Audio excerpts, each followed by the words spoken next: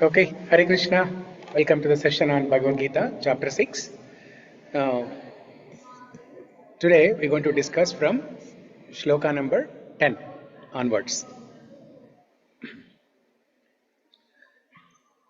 So in Sloka, so far, let's do a quick recap of what we have discussed so far in the previous 9 shlokas. In the beginning of the chapter, um, Arjuna expresses a doubt.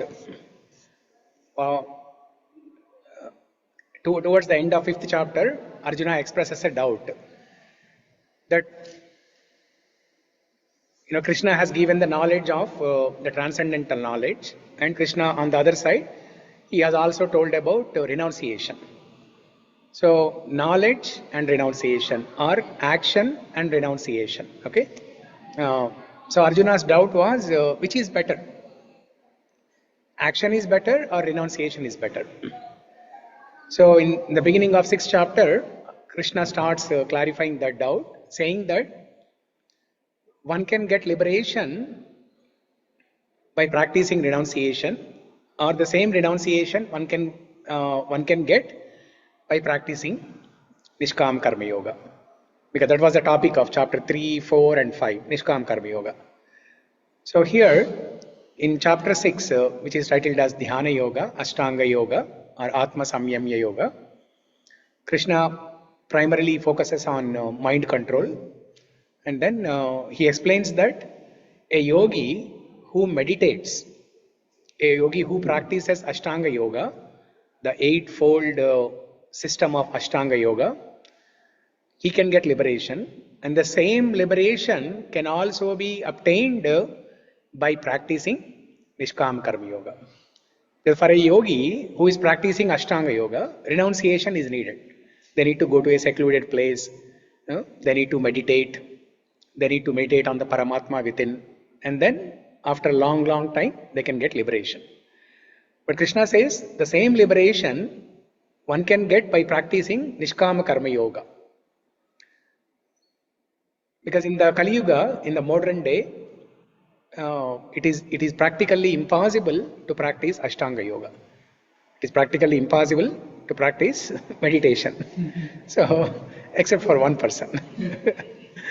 So Krishna starts explaining what are the different stages in Ashtanga Yoga practice. There is a beginning, preliminary stage and advanced stage. Preliminary stage is called Aru Ruksho stage, and advanced stage is called Yoga Ruda stage. Aru Rukshor Muner Yogam Karma Karana Muchyate Yoga Rudas Tasyaiva Shama Karanam Uchyate. So 2 stages. In the beginning stage, the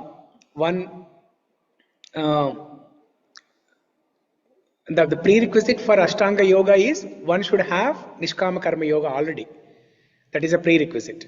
And one should be celibate, no marriage. They should go to secluded place, to the forest, or to some Punya Kshetram somewhere, and then start practicing. What are the eight limbs of Ashtanga Yoga? Yama, Niyama, Asana, Pranayama, Pratyahara, Dharana, Dhyana and Samadhi. These are the 8 limbs. So in the beginning stage, one will follow the rules and regulations, do's and don'ts, Yama, Niyama. And then they will do physical yogasanas and pranayama.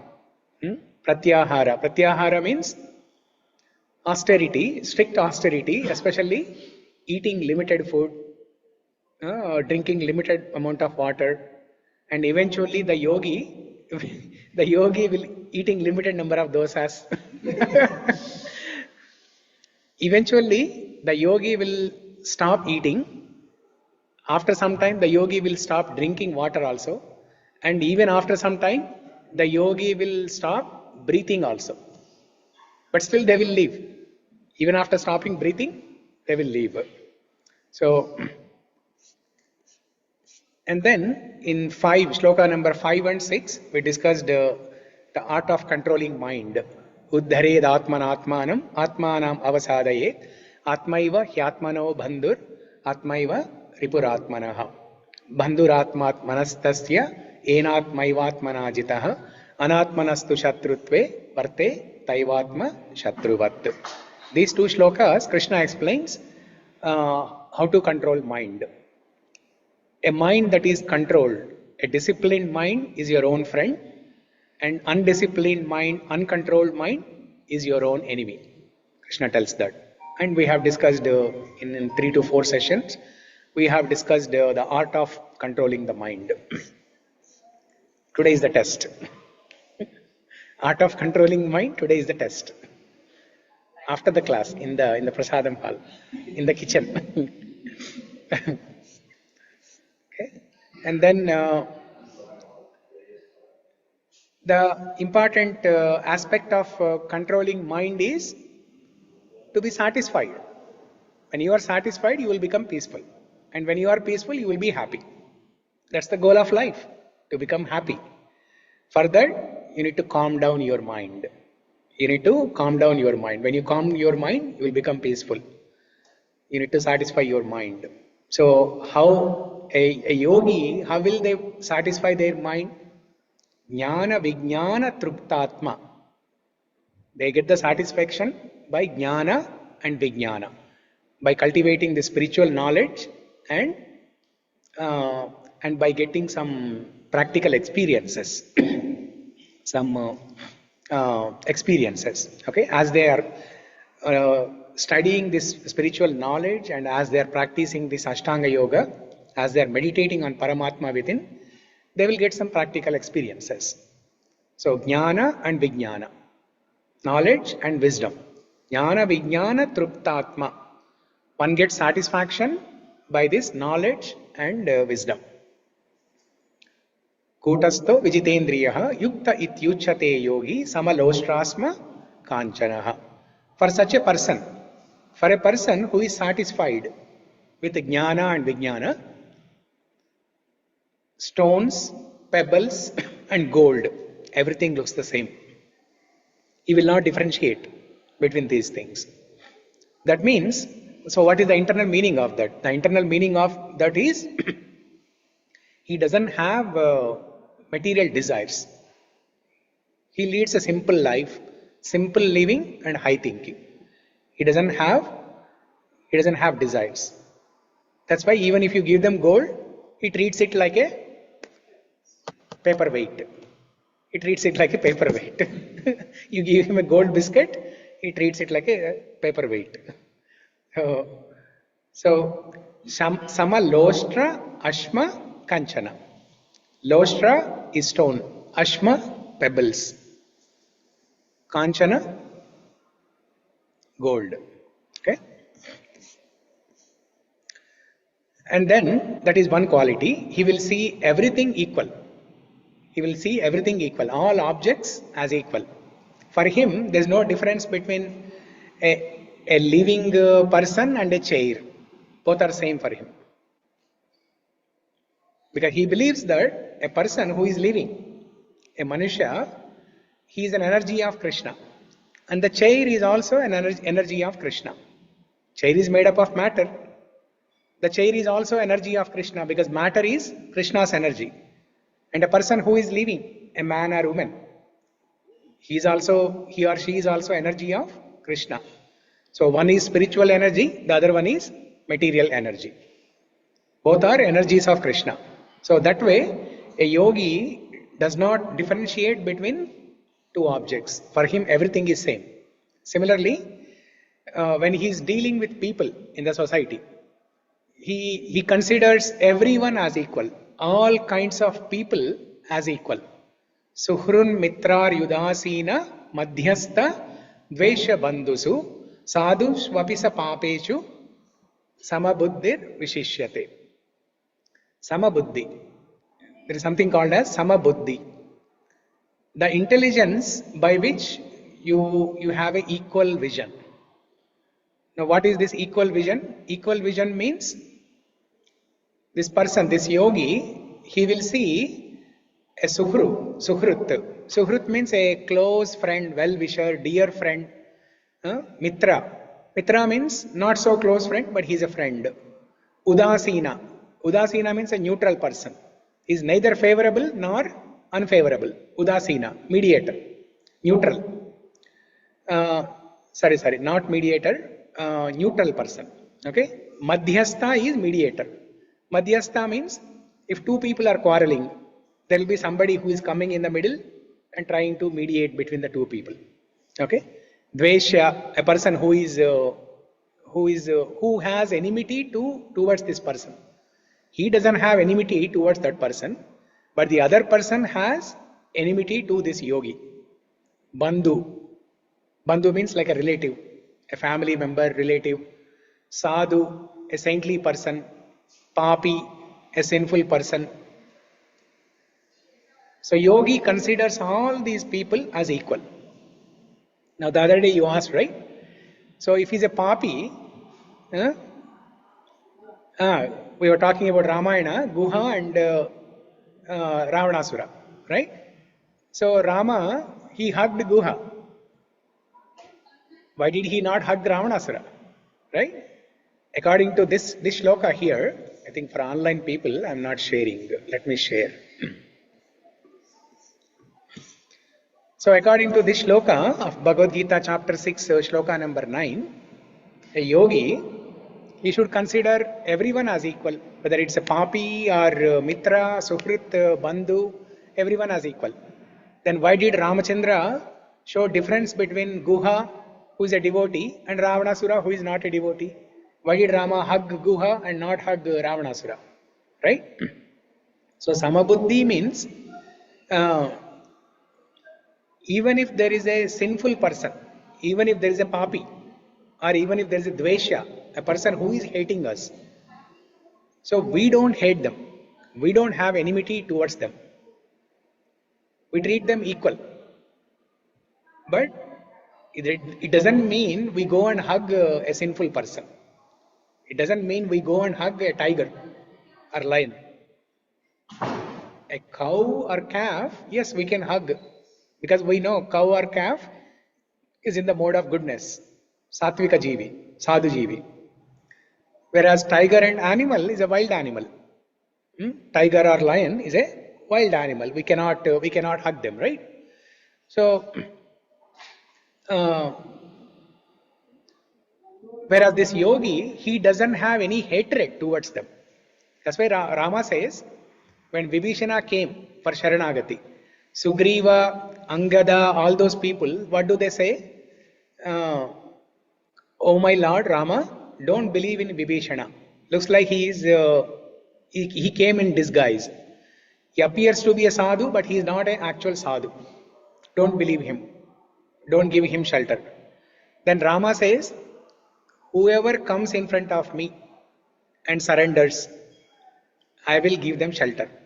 And I don't look at their gunaganas. I don't look whether they have good qualities or bad qualities.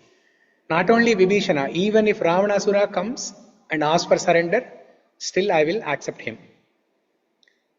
So that is the mood. So we will not have any hatred for them. Even if it is a papi or dveshi, in our heart, we think about their welfare. We pray for them, we wish well for them. We are their well-wisher.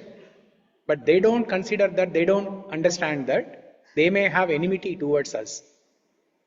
But we don't have hatred. We don't have any enmity towards them. Yeah. Duha also hunted. He kills animals. He is a sinful person. Ravana also a sinful person.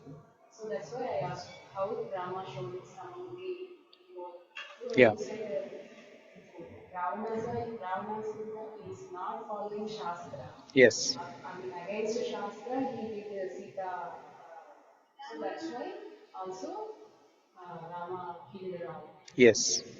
Yeah. Guha, as per his jati dharma, is a hunter. So he is hunting animals. As per jati dharma. See, Kshatriyas, Rama also did hunting. Guha, as per his Kshatriya dharma, as per his Atavi jati dharma, he also became a hunter.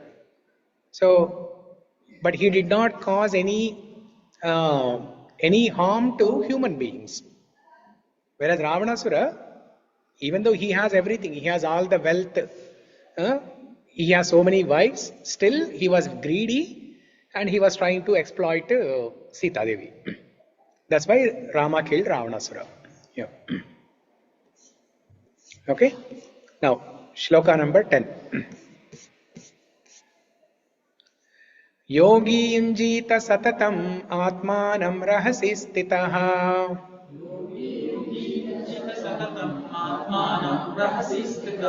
एकाकी यत चित्तात्मा निराशीरपरिग्रहः.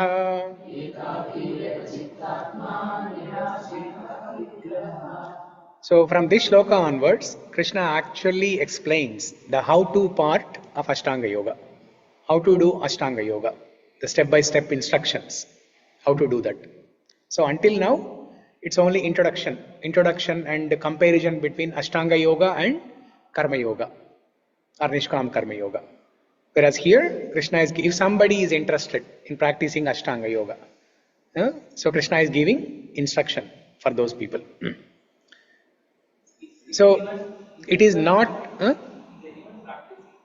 Is anyone practicing? Yeah, there are some people who are practicing. Yeah, there are some people.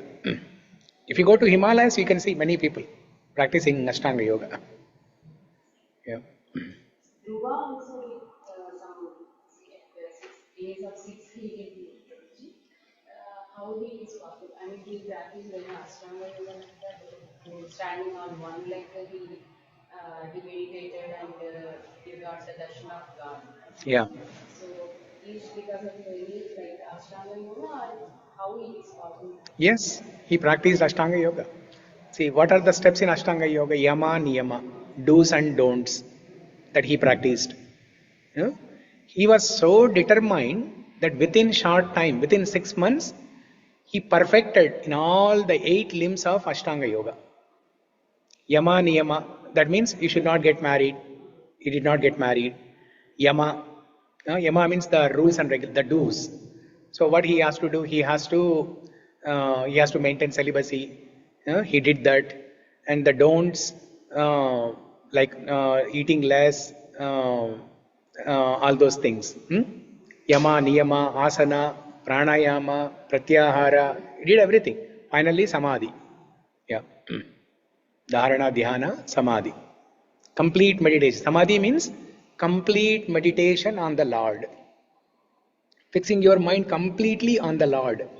That is Samadhi. And because of that, Srimanarayana appeared and gave him blessings. So about the marriage, I think Buddha also married and he got enlightened. Buddha. He also married, right? So it doesn't depend on marriage actually. The original Buddha did not get married. See, there are two Buddhas, there are two Siddharthas. In the history, we see two stories of different Siddharthas. One Siddhartha who became Buddha. From Nepal, right? So, but the actual Buddha, who is an incarnation of Krishna, he did not get married. Where he is. Buddha is a Krishna avatara. Yeah. So he did not get married. Yeah.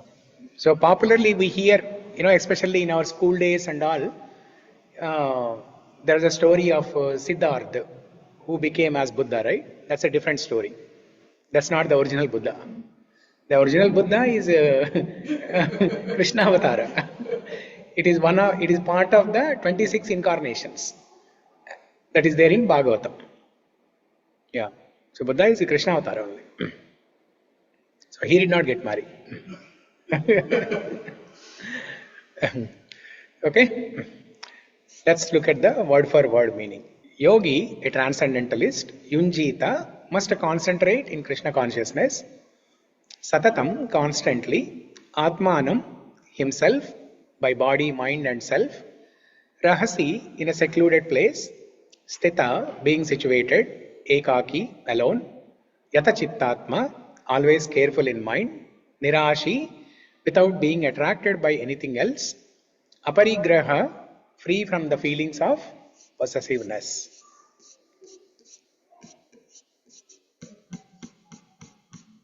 Okay. Aparna, can you read the translation and purport? Sure, Prabhuji. Translation. A transcendentalist should always engage his body, mind, and self in relationship with the Supreme. He should live alone in a secluded place and should always carefully control his mind. He should be free from desires and feelings of possessiveness. Purport. Krishna is realized in different degrees as a Brahman, Paramatma, and Supreme Personality of Godhead. Krishna consciousness means concisely to always engage in, to be always engaged. 1 second. Yes. So this word, we should read it as Brahman. Oh, Brahman. Okay. Brahman. Brahman. Not Brahman. Okay. Okay, Sorry. not Brahman. Some people read it as Brahman.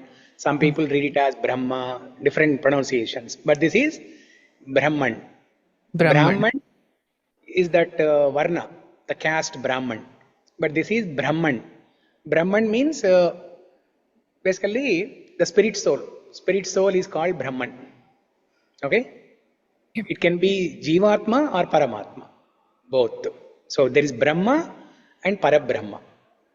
Sometimes these are synonymous. Brahma, Brahman. These are synonymous. Both are same. And Brahma means the Chaturmukha Brahma also. Brahma means the Brahman also. Depending on the context, you have to see who it is. Okay? But here, without any confusion, it is mentioned as Brahman. Yeah, go ahead. Krishna consciousness means concisely to be always engaged in the transcendental loving service of the Lord. But those who are attached to the impersonal Brahman or the localized super soul are also partially Krishna conscious because the impersonal Brahman is the spiritual ray of Krishna and the super soul is the all-pervading partial expansion of Krishna. Thus, the impersonalist and the mediator are also indirectly Krishna conscious. A directly Krishna conscious person is the topmost transcendentalist because such a devotee knows what is meant by Brahman and Paramatma. His knowledge of the absolute truth is perfect, whereas in the impersonalist and the meditative yogi are imperfectly Krishna conscious.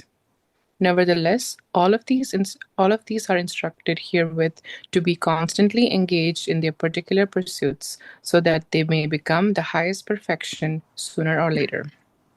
The first business of a transcendentalist is to keep the mind always on Krishna. One should always think of Krishna and not forget him, even for a moment. Concentration of the mind on the Supreme is called samadhi or trance. In order to concentrate the mind, one should always remain in seclusion and avoid disturbance by external objects. He should be very careful to accept favorable and reject unfavorable conditions that affect his realization. And in perfect determination, he should not hanker after unnecessary material things that entangle him by feelings of possessiveness. All of these perfections and precautions are perfectly executed when one is directly in Krishna consciousness, because direct Krishna consciousness means self-abnegation, wherein there is very little chance for material possessiveness. Srila Rupa Goswami characterizes Krishna consciousness in this way. Yeah. Anasaktasya vishayan yatartham upayunjatah nirbandha krishna sambandhe yuktam vairagyam uchyate prapanchikatya buddhya hari sambandhi vastunah mumukshubi parityago vairagyam Phalgu katyate. When one is not attached to anything, but at the same time accepts everything in relation to Krishna, one is rightly situated above possessiveness.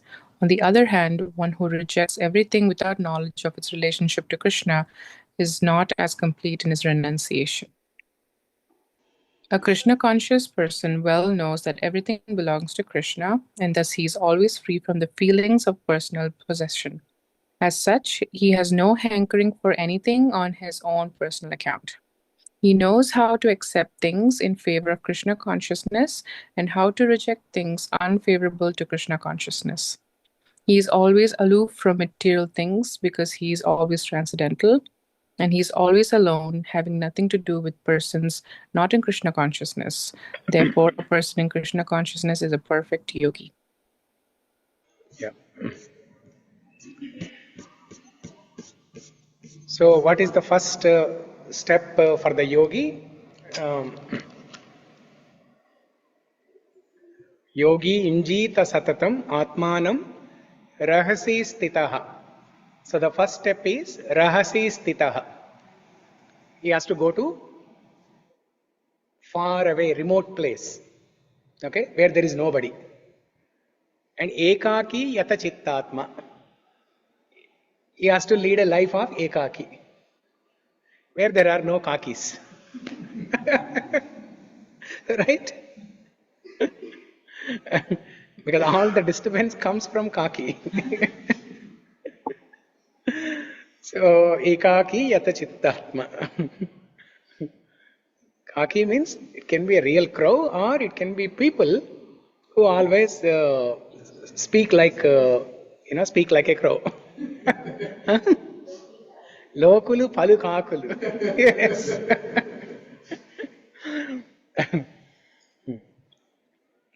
కాకికి ఆ పేరు ఎలా వచ్చిందనేది రామాయణంలో ఉంటుంది ఒకటి. తెలుసా మీకు అది? తెలుసా?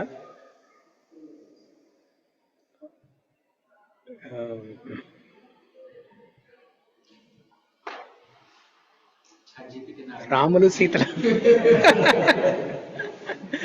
రాముడు సీతల పేర్లు పలుకుతుంటాయి. ఎలా అంటే సంథింగ్ చూద్దాం తర్వాత. ఓకే, ఈలోపు మీరు రీసెర్చ్ చేయండి. మనం అక్కడ ప్రసాదం తినేటప్పుడు కాకి గోల చెప్పుకుందాం అప్పుడు. So first one is rahasi stitaha.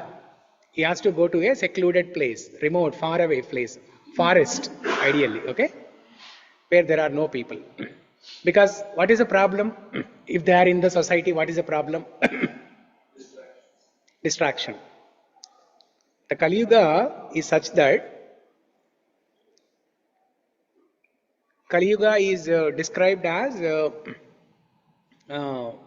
a place where there is always quarrel and hypocrisy.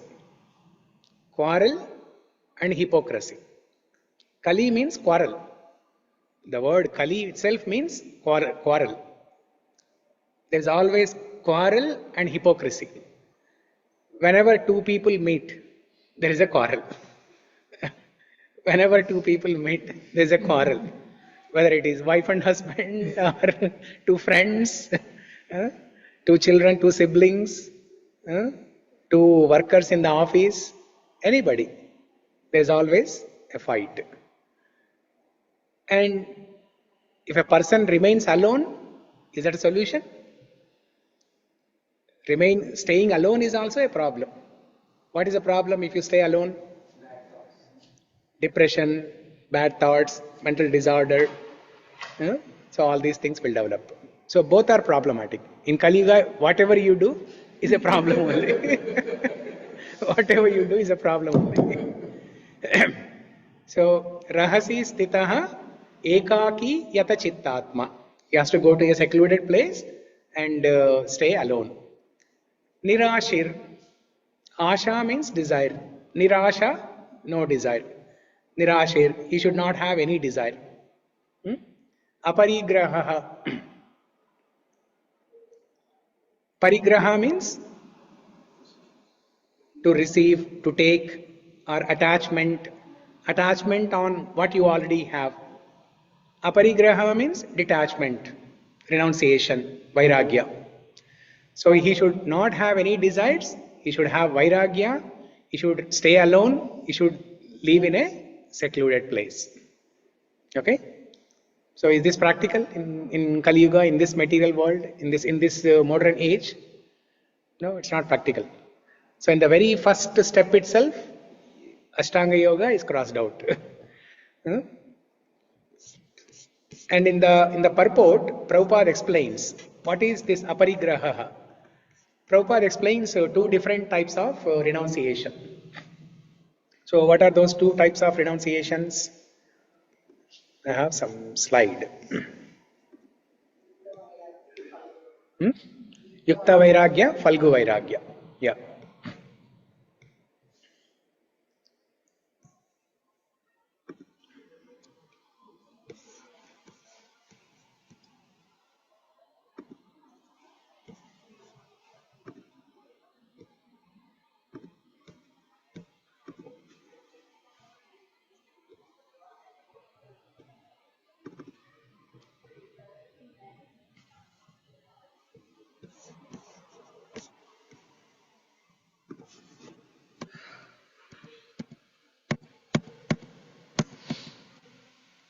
Yeah.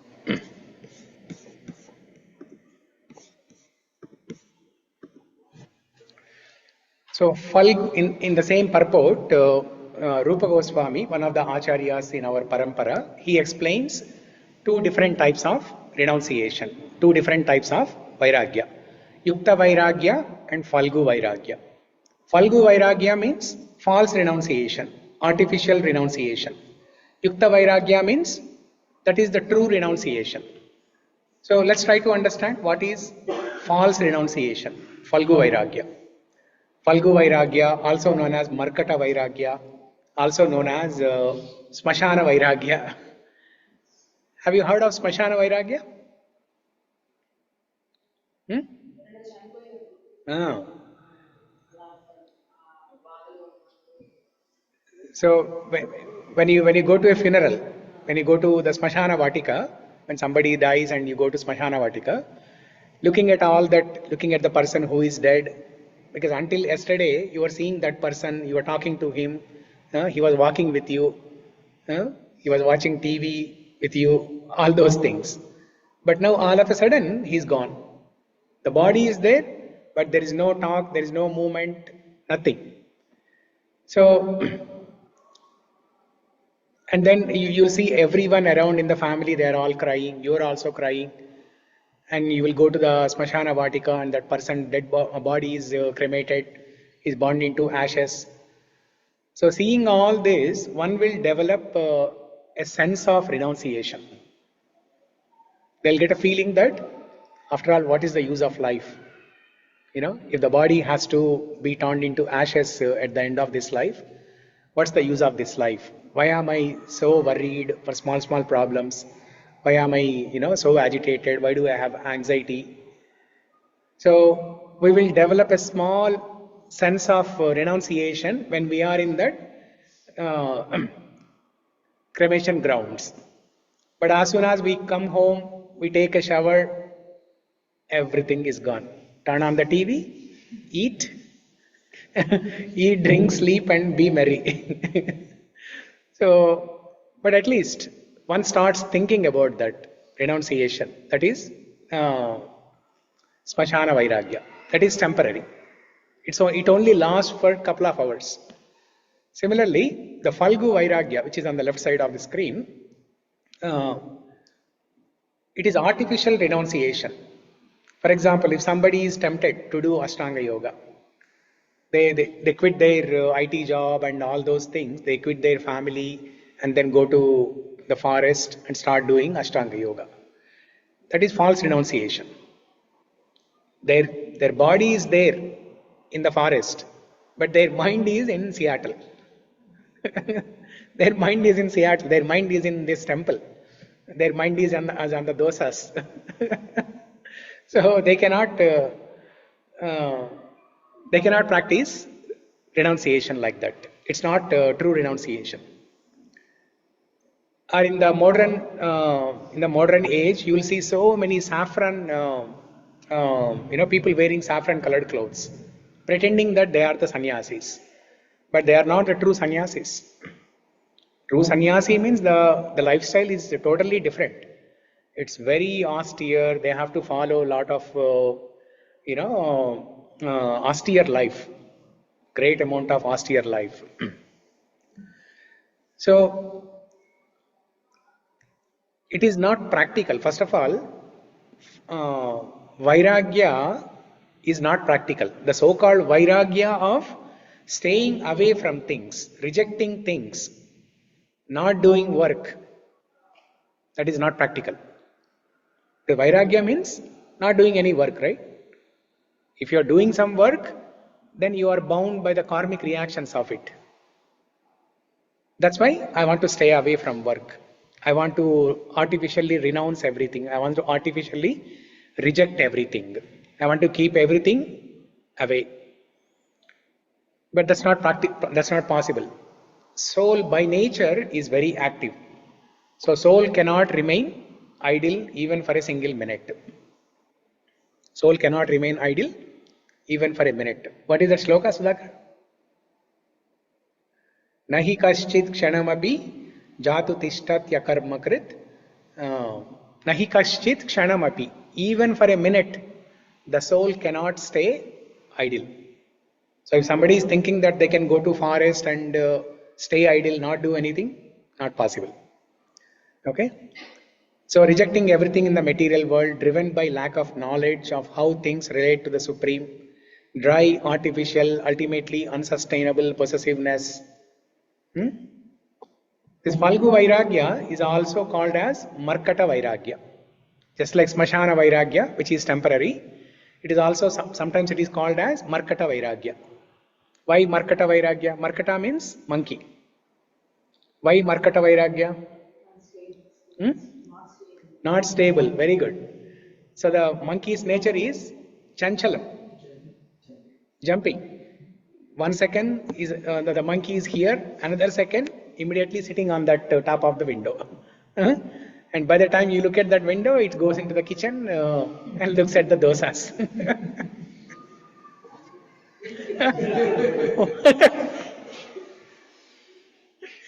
నేను మీ అందరు మంకీస్ అనట్లేదు.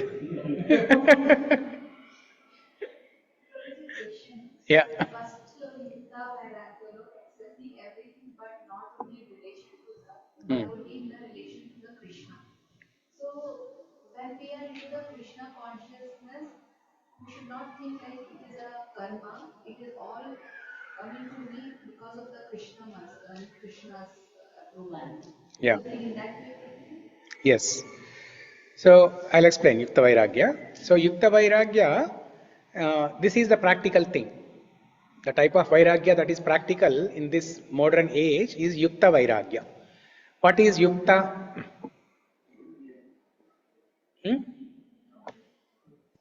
Young, Prabhuji? Is it? Young? No. That is Yuva, Yavana, that is young. Yukta Vaisu. Oh, okay. Yeah. Okay. Early stage. Early stage. Yukta Vaisu means early stage. Yeah, I don't know how that word came there. Yeah. Telugu adi, Sanskrit kaadu. Yukta Vaisu, Telugu. Or Yukti, maybe is it related to Yukti, Prabhuji, like some technique? Yeah. So basically Yukta, it has multiple meanings. One meaning is connecting. Like yoga. What's the meaning of the word yoga? To connect, to link, to connect. It comes from the root word yuj. Yuj means to connect. So yoga, yukta, the meaning of these words is to connect. Yukta vairagya means you don't reject anything, but you connect everything to Krishna. That is the actual vairagya. You connect everything to Krishna. The Phalgu vairagya, the people who are practicing Phalgu vairagya, artificial renunciation, what do? They reject everything. For example, now this microphone. They don't want the microphone. They reject it because they are in the forest. Why do they need microphone? ఏముంటుంది? Natural ఎక్కువ ఉంటుంది అక్కడ, ఇది అవసరం లేదు. So they don't need microphone there. So they reject it. Even if you go and give a microphone, they don't need it. They will reject it. Whereas a person who is practicing Yukta Vairagya, the true renunciation, he will use the microphone to sing some kirtan for the Lord, to speak some Krishna Katha, to chant the names of the Lord, to chant some stotrams. Using, so using everything in the service of the Lord. Using everything. Using everything in the service. Andaram paiki vellalsina vellanడి.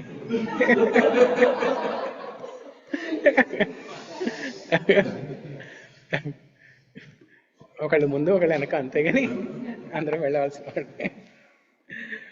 So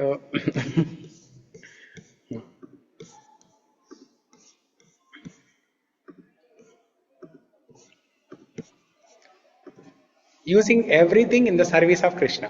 That is Yukta vairagya. Utility. There is something called as the principle of utility. What is utility? For example, water, gas, electricity. These are all utilities. What is the definition of utility?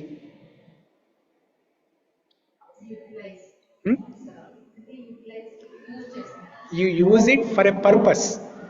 You use it for a purpose. Electricity, you use it for the purpose of getting light. When it is dark, you use the electricity for the purpose of getting light. Gas, you use it for cooking. Similarly, utility is the principle in Krishna consciousness. In Bhakti Yoga, utility is the principle, means use everything for the purpose of serving God. Whether you are doing an IT job, whether you are a teacher, whether you are a homemaker, whether you are a father, mother, school teacher, anything. Use everything as a utility for the purpose of serving Krishna. That is Phalgu vairagya. Basically, vairagya. Sorry. I was testing all of you. I was testing all of you. దోశలు తినొచ్చా అన్నారు కదా, నిద్రపోతున్నారేమో. Prabhuji, online people are vairagya, Prabhuji. We are sacrificing the dosa. Online people, you are practicing Phalgu vairagya. You are rejecting dosas. Whereas the in-person people, they are doing Yukta vairagya. They are eating dosa as a prasadam. In relation to Krishna. Yes. Offering to Krishna as a service and then offering to yourself. So, vairagya. Let's analyze the word vairagya. What is the meaning of the word vairagya? Detachment. But what is the breakdown of this word? The padacheda. Raga. Is there a word raga in vairagya? Rag. Rag is there, right? What is rag? Attachment. Rag means attachment. In Sanskrit, you add V. Vigata raga. V means vigata. Vigata raga. It's the negation. It's the opposite of raga. That means no attachment. That means Yukta vairagya is not rejecting things, but you are rejecting the attachment. You are rejecting the attachment. You are using it. You are using the objects. You are using the people for the purpose of serving God. But you don't have any attachment. So that is the Yukta vairagya. Vigata raga is vairagya. Vaikunta. What is Vaikunta? What's the meaning of Vaikunta? Almost like this vairagya, right? Vairagya, Vaikunta. Kunta means problems. Kunta means problems. Vigata kunta means no problems. That is Vaikunta. That place where there are no problems is Vaikunta. So if you follow Bhakti Yoga, if you practice Krishna consciousness, follow Bhakti Yoga, then you can make your home, you can make your office, you can make the society as Vaikunta. You can make the society as problem free. Then it becomes like Vaikunta. Vigata kunta iti Vaikunta. Okay, accept everything but only in relation to Krishna. Knowing everything already belongs to Krishna, so there is nothing to personally give up. Yeah, this is a beautiful point. Look at the second point here. Renunciation means you are giving up something, right? The Phalgu vairagya means you are giving up something. You will give up only those things if you have created, if you own, if you are the proprietor, then only you will give up, right? Huh? But if nothing belongs to us, then where is the concept of giving up? Where is the concept of giving away or renouncing things? Everything is owned by Krishna. He is a proprietor. So the concept of this, the concept of giving away things, giving up things, it doesn't make sense. You know, we all say, right, when we put some money in the hundi in the temple, we say, I gave a donation. I gave a donation. What are we giving to Krishna? It is Krishna's money only, right? It is Krishna's money only. We are giving back to him. So we cannot even call it as donation. Anyway, for a lack of any other better word, we are using the word donation. But we should not have the feeling that, oh, I am giving it to Krishna. I am giving it to the temple. No. It is Krishna's money, we are giving it back. If you don't give it back today, he will take it anyway. One day he will take it. So truly situated above possessiveness, the mark of the perfect Krishna conscious yogi. Okay? So is this clear? The Phalgu vairagya and Yukta vairagya. Now also look at the image on the left side, Phalgu vairagya side. You look at the scale. It's like oscillating. It's not stable. Markata vairagya. Sometimes you feel renunciation, sometimes you don't feel renunciation. Sometimes it goes up, sometimes it goes down. Phalgu vairagya. Unstable. Whereas Yukta vairagya, it's stable. Okay? So yogi yunjita satatam atmanam rahasi stitaha ekaki yata chittatma nirashir aparigraha. So what are the four things here? Live in a secluded place, live alone, no desires, and vairagya, renunciation. These are the four things. Next shloka.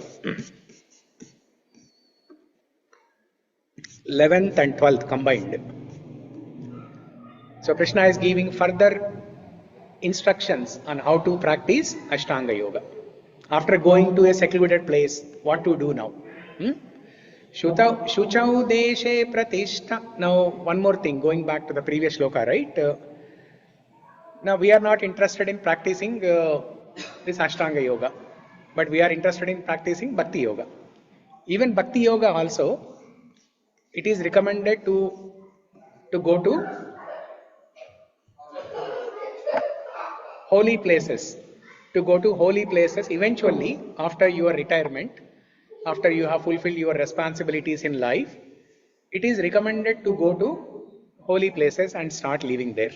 Vrindavan, Mathura, Ayodhya, Tirupati, Bhadrachalam, Kashi, wherever is possible. Dwaraka, Srirangam, wherever. Why? Because anything you do in the holy places, it has lot of benefits. For example, chanting.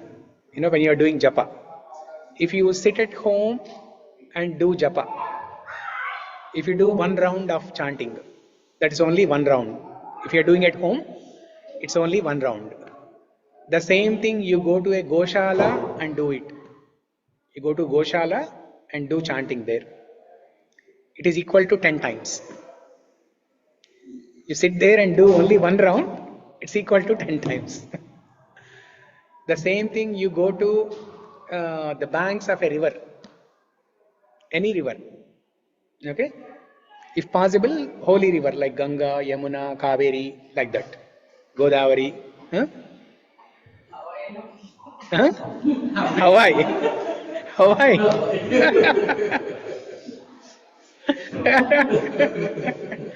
ఎవరన్నారు? శ్రీలక్ష్మి అన్నారా? మరి మీరని శ్రీలక్ష్మి వైపు చూస్తున్నారు.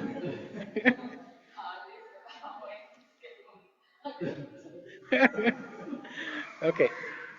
So, banks of a river that has 100 times benefit. Okay? Banks of a river, 100 times benefit. The same thing, you go to any holy place, any punya kshetram and do it. One round is equivalent to 1000 times. So one time at home, 10 times in Goshala, 100 times banks of river, 1000 times in a punya kshetram.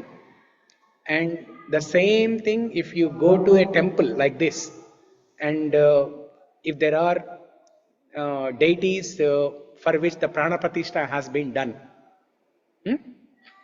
like our Bellevue temple, Samamish temple, Bothel temple, LV temple, all these temples. If you go to the temple and do one round of japa, that's equivalent to unlimited. Unlimited. So మీరు ఒక round చేస్తే చాలు టెంపుల్కి వెళ్ళి.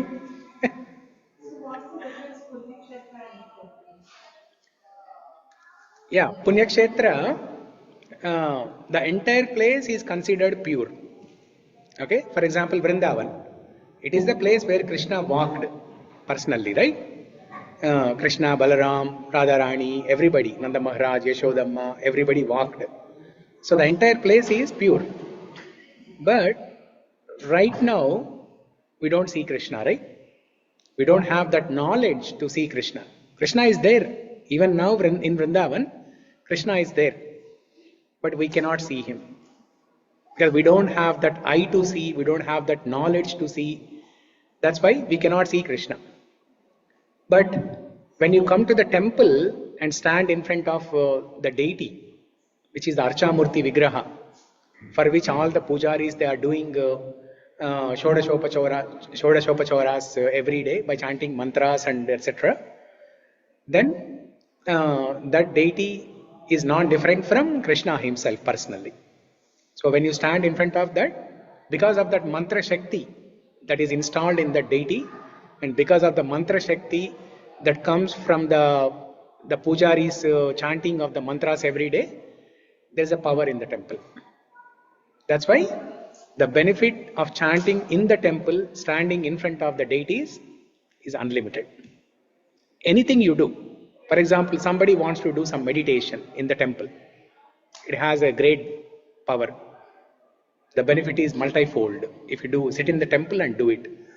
Or if somebody wants to do some kirtan or bhajan, if you do at home also, there is a benefit, right? But if you do in the temple, then the benefit is multifold. Or if you want to read a stotram, you sit at home and do it, yes, there is a benefit. But the same thing, same Vishnu Sahasranama stotram, Saturday morning you come to the temple and recite. The benefit is multifold. And if you join on Zoom call and chant Vishnu Sahasranama stotram, then there is some benefit. Little bit. Right, Sarita? Okay. 11th and 12th. So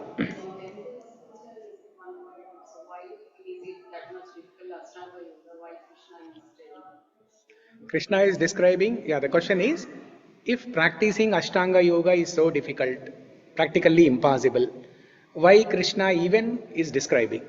For Sudhakar. How to reject.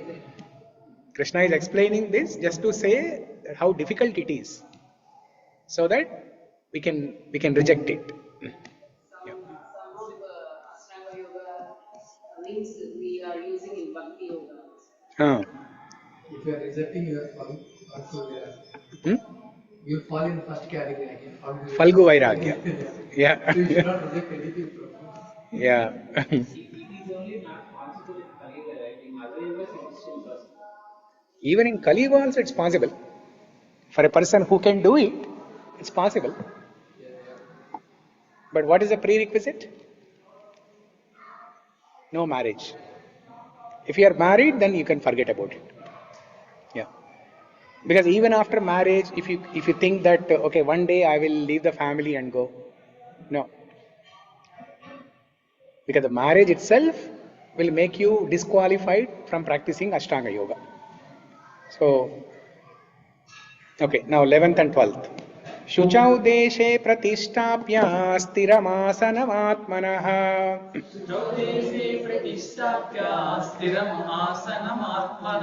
नात्युच्छ्रितं नातिनीचं शैलाजिनकुशोत्तरम्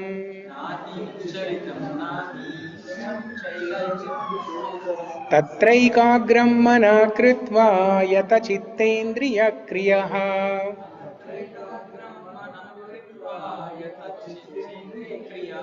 उपविश्यासने युञ्ज्याद् योगमात्मा विशुद्धये.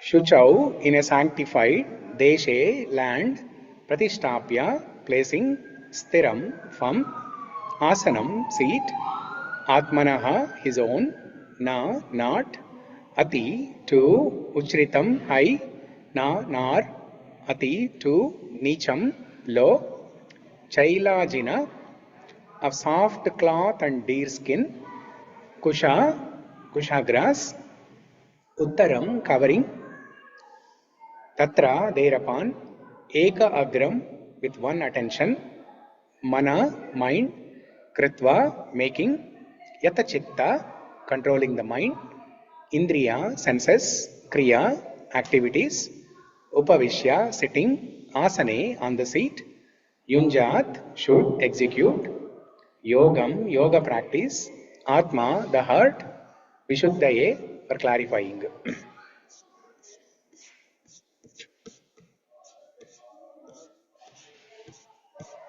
Okay. Sarayu, which avtara? Chadavanడి. Yeah. To practice yoga, one should go to a secluded place and should lay pusa grass on the ground and then cover it with a deer skin and a soft cloth. The seat should be neither too high nor too low and should be situated in a sacred place. The yogi should then sit on it very firmly and practice yoga to purify the heart by controlling his mind, senses, and activities and fixing the mind on one point. Purport. Sacred place refers to places of pilgrimage. In India, the yogis, the transcendentalists, or the devotees all leave home and reside in sacred places such as Prayaga, Mathura, Vrindavana, Rishikesha. Rishikesha and Haridwar, and in solitude practice yoga where the sacred rivers like the Yamuna and the Ganges flow. But often this is not possible, especially for Westerners.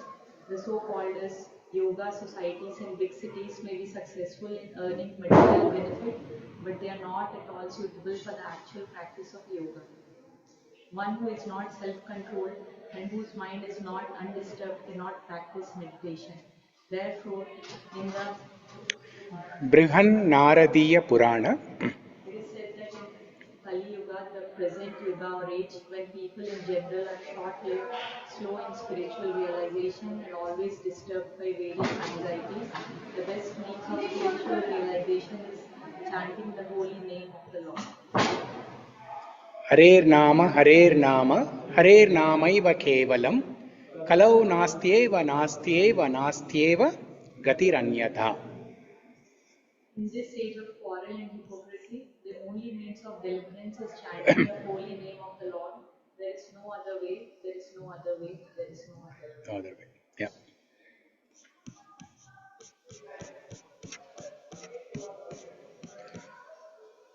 So, what are the next steps after going to a secluded place like forest or a holy place? Shuchau Deshe Pratishtapya. He has to find within the forest or within that holy place, wherever, he has to find a, a sanctified place, a place that is pure. Okay? A place that will not be contaminated by animals or any other human beings. He has to find a like a neat, clean place. Pratishtapya. So he has to call that place as his home.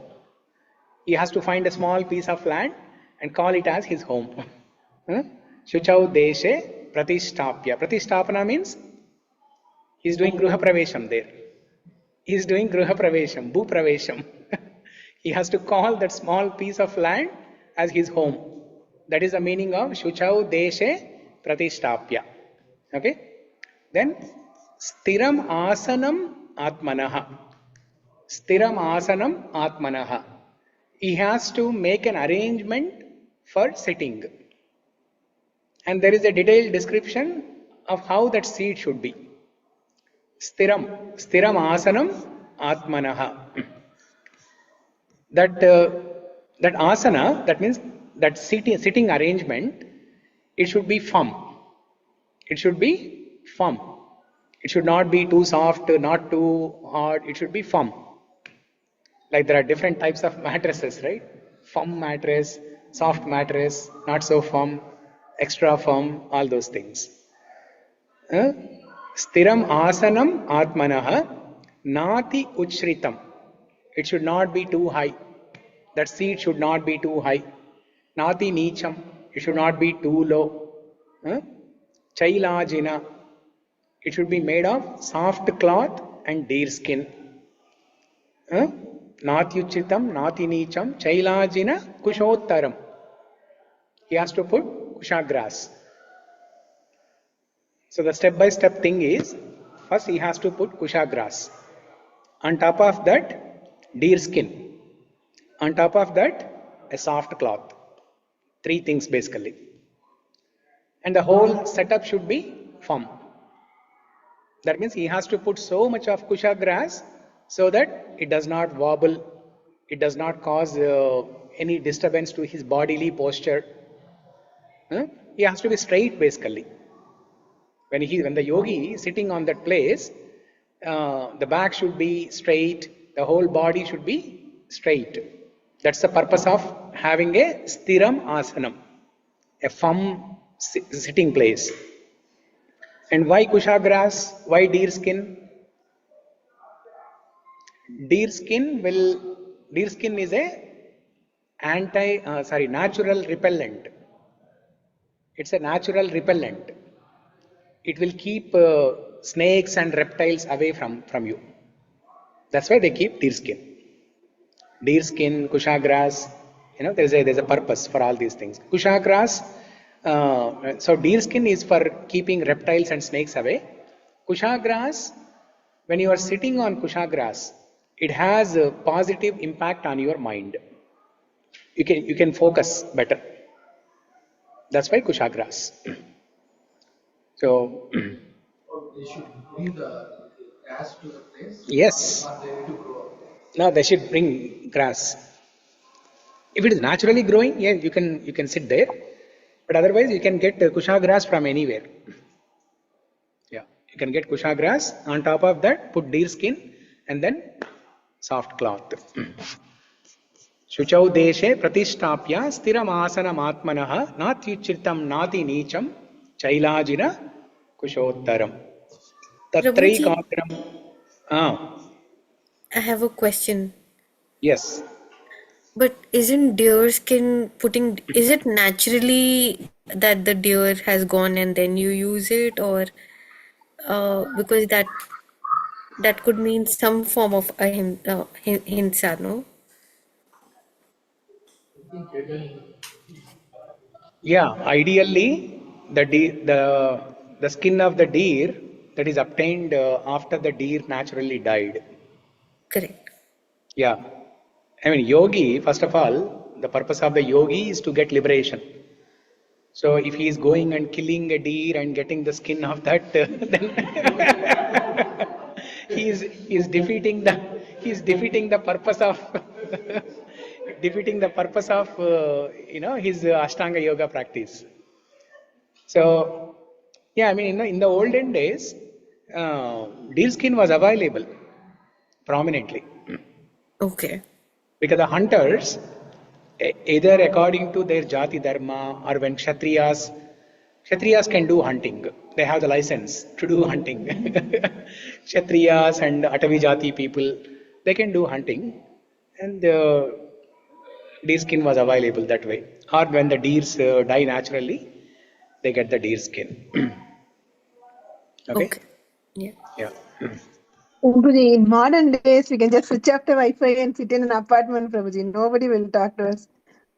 Uh, In modern days, we can just switch off the Wi-Fi and be in an apartment. Nobody will talk to us, Prabhuji. yeah, Don't need but to that's go the to difficult forest. thing, right? That's the difficult thing. When the Wi-Fi is available, you will never turn it off. You will never turn it off. Right. That's why the recommendation you have to go to a faraway place where there is no Wi-Fi. There's no signal. uh, then after making your sitting arrangement, तत्रैकाग्रं मना कृत्वा यत चित्तेन्द्रिय क्रियः उपविश्यासने युञ्जत् योगमात्मा विशुद्धये. Then what he has to do? The yogi should then sit on it very firmly and practice yoga to purify the heart by controlling his mind, senses and activities, and fixing the mind on one point. So let's look at these slides. I have some beautiful slides.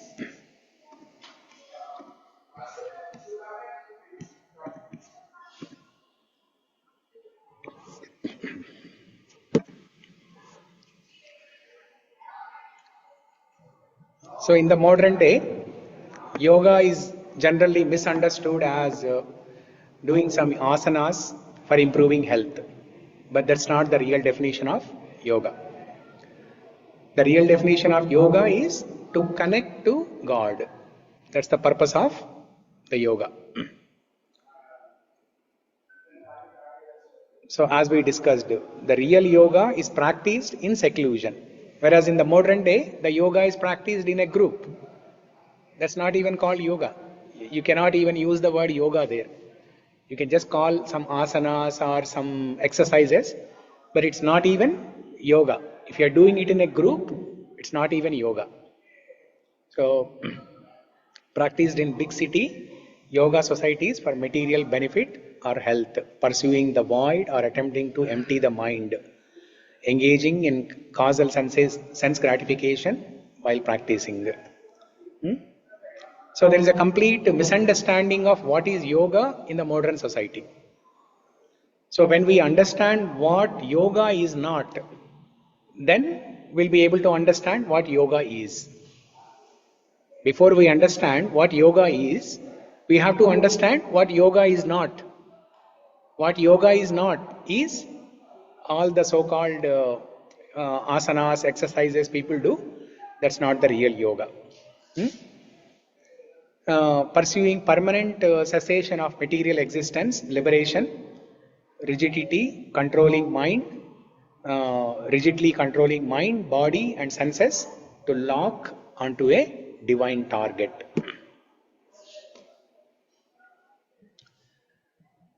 So the purpose of yoga is to align body, mind, and soul, mind, senses, and the soul.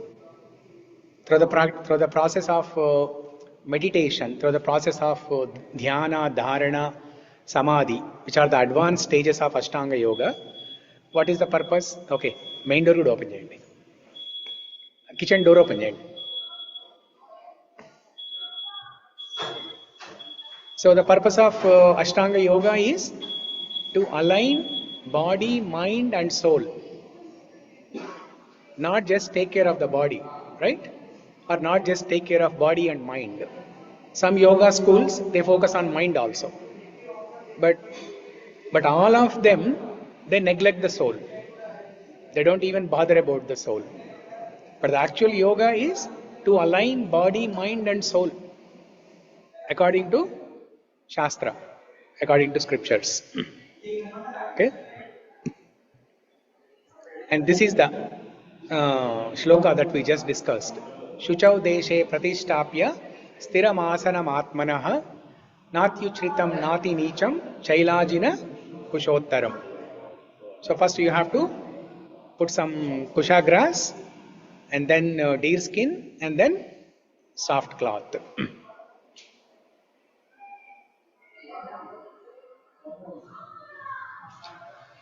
Okay.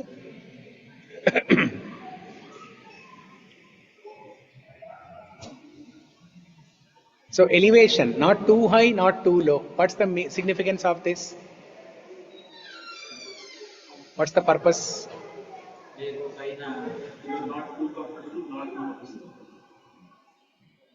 No, if you are sitting on the ground, then also you can be comfortable. Huh?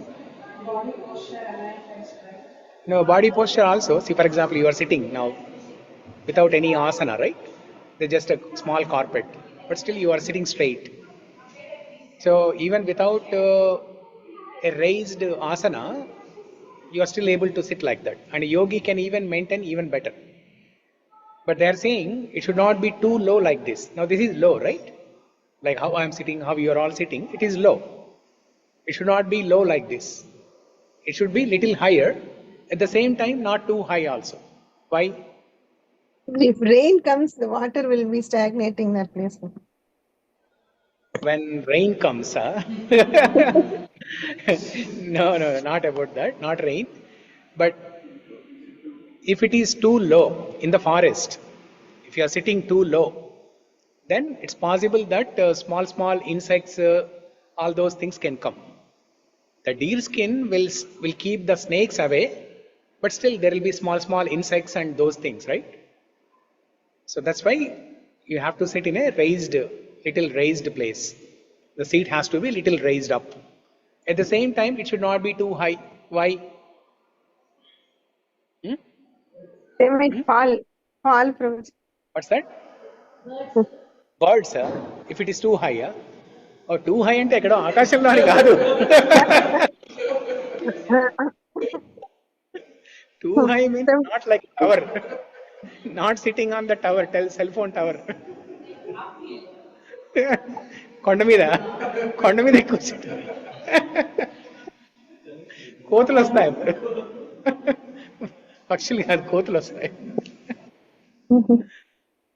If you are sitting on a seat which is too high, posture can also be maintained. If you are sitting too high also, posture can be maintained, but the gravitational force has some impact as we are going away from the ground level. The gravitational force has some impact on your body, mind, and senses, everything. Psychologically you don't feel good. For example, I have this practical experience. When 3 years ago, when we bought a new home, I bought new furniture. The mattress was too high. If I sit on the mattress and then raise my arm up, I can touch the ceiling. It was too high. Then I thought maybe this is the fashion. So let me try. And then I used it for a few days. Then I could not sleep properly, and I did not feel good actually. It was feeling very awkward. I did not feel good. Then I returned that and then got a not too low, not too high mattress, like a normal regular size. Also the frame, the bed frame, it was not too high. Then it was comfortable. So just like that, yogi, when the purpose of yogi is to concentrate his mind on Paramatma. But when it is too high, there is some impact. The gravitational force has some impact on him. That is one reason. Another reason is when it is a higher seat and the person is sitting on that, he will have some feeling that he is the boss. He is the king, he is the controller, he is the proprietor, he is the controller.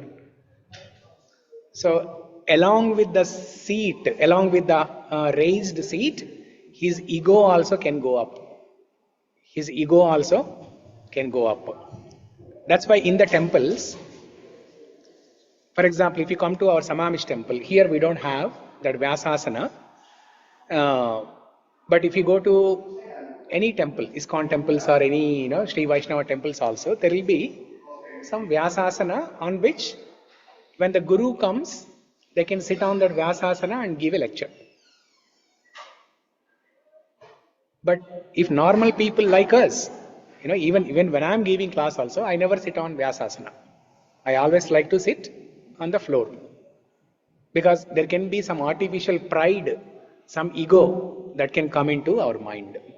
So to avoid that, we should not be sitting on a too high place. Okay? So the house is already first floor, right? You are already in high. Whether you bring mattresses low or high, it doesn't matter, right? You are already high. The gravitation force is already big, right? Like so all the houses are first floor, right? We usually do meditation on the first floor or sleep on the first floor, right? Yeah. So naturally it has impact always. Whether you bring the mattresses small one or big, doesn't matter. It does. See, in the olden days, traditionally, the houses were single storied only. Yeah. Most of them, they were huts, or if not, the houses were just one story houses. Only in the modern days, we have two-story, multiple-story buildings. So, ideally speaking, we should be staying in a single-story house. Then everything is balanced. And when you are sleeping, you have to sleep towards east. The head should be facing towards east. So all these things, they make an impact on your whole body and mind.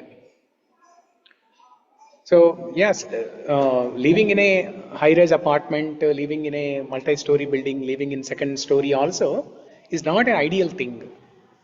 But practically we have to do whatever is possible to do, right? Hyderabad it's 50 store or 60 store. Showers. Yeah, now towers are very common in Hyderabad also. Yeah. So now, as we discussed in the Sloka 11th and 12th, in the purport, what did Prabhupada say? That in Kali-yuga, in the modern age, this type of meditation, Ashtanga Yoga, is not possible. Tatraikagram mana kritva, mana chittendriya. That is not possible. It is not possible to artificially fix our mind on something. Rather, in the modern day, what is the best thing that is possible? To chant the holy name of the Lord. Nama Sankirtana. Nama Sankirtana. That is the simplest and easiest. It's very practical to do in Kali-yuga. You can do it wherever you are. You don't have to go to a forest. You can stay in the society. You can stay in the cities. You can sit in your home. You can sit on the chair. You can sit on the sofa. You can sit on the floor. Wherever you are. Even if you are in the hospital, somebody, if they're ill, they're in the hospital, still they can do the japa. Even on the deathbed, let's say a person is leaving in another 1 or 2 hours, still even that person also can do chanting. Everybody can do chanting. There are no hard and fast rules. No hard and fast rules. Everybody can do it. So, Harer Nama Ibai Kevalam. Kalau nasti eva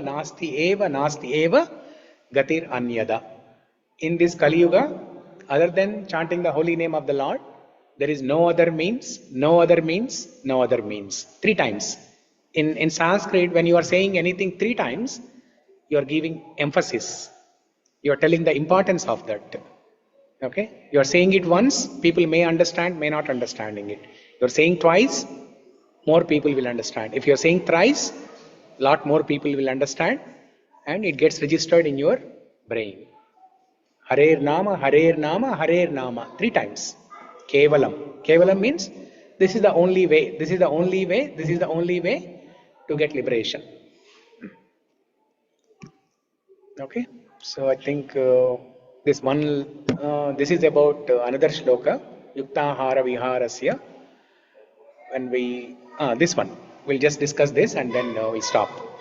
So after sitting on that Chailajina Kushottaram, that seat which is made with, which is decorated with kusha grass, deer skin, soft cloth, then what you have to do? Yogi has to sit in a straight posture.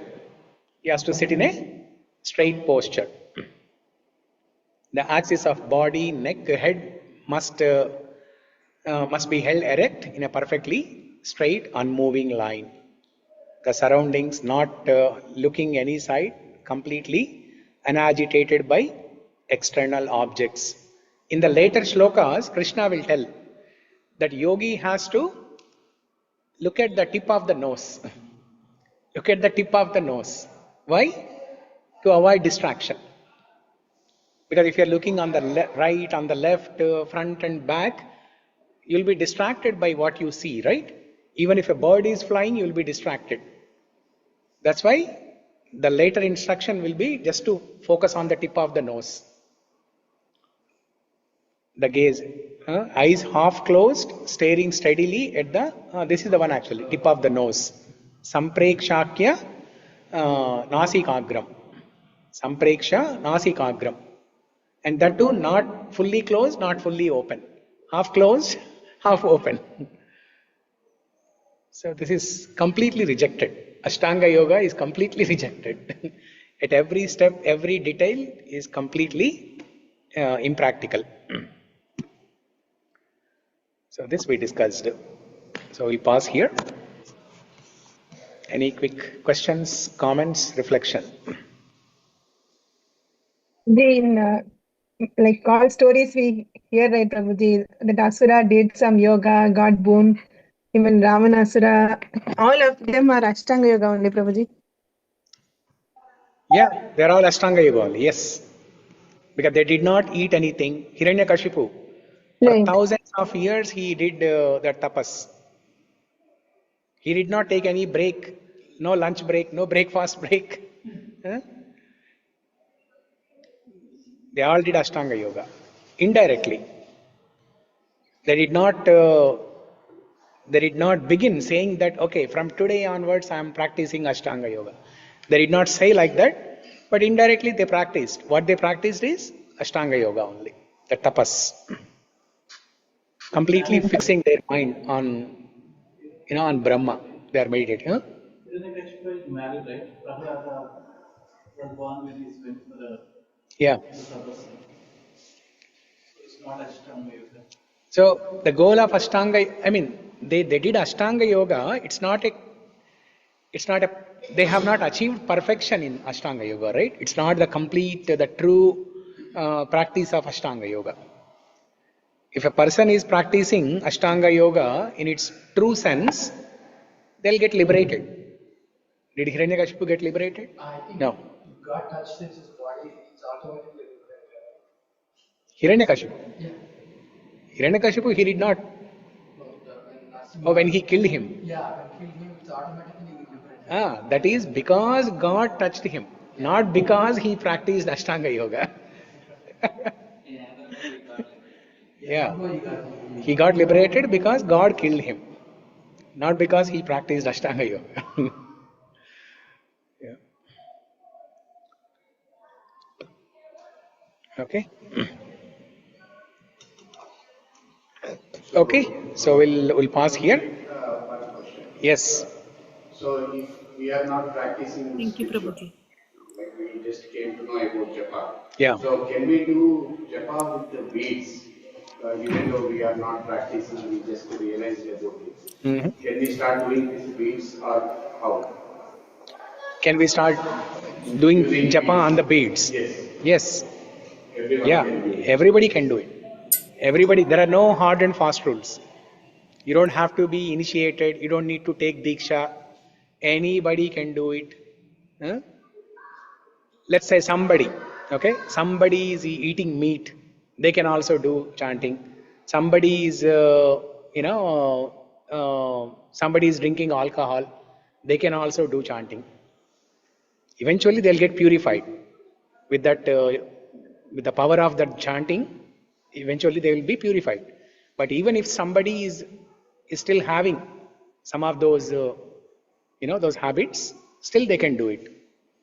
There's no prerequisite, no qualification, nothing. Everybody can do chanting. This is the advantage. This is the benediction. This is the boon for the people in Kali-yuga. Everybody can chant. Male, female, young, old, anybody person. Anybody can chant. Okay? Okay. Grantara Srimad Bhagavad Gita ki jai. Srila Yeah. Prabhupada ki jai. Yeah. See you all next week. Thank you. Hare Krishna. Thank you. Thank you, Prabhuji. Hare Hare Krishna, Krishna. Prabhuji. Hare Krishna.